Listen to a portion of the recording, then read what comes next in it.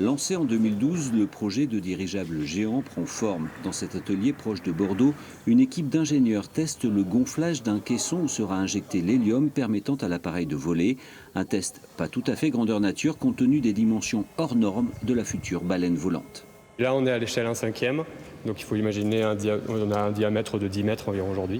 Donc il faut imaginer un diamètre de 50 mètres pour le dirigeable à l'échelle 1 et un volume 125 fois supérieur à ce qu'on voit ici. Donc ici, on a 200 mètres cubes d'hélium environ. On aura 25 000 mètres cubes d'hélium sur une cellule.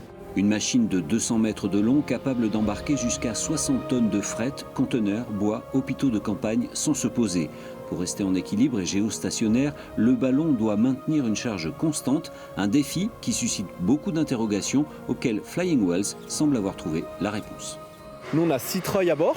Donc, c'est une façon simple de faire, c'est de j'ai une charge sur 3 treuils et j'utilise les 3 autres pour prendre une autre charge en compensation, qui peut être une charge de gravats, de déchets ou quoi que ce soit. On a un deuxième système d'échange de charge où dans ce cas-là, on prend de l'eau. Donc on amène un camion d'eau et on a un tuyau qui descend du dirigeable et qui permet de prendre de l'eau quand on doit s'alourdir ou de retirer de l'eau quand on doit s'alléger.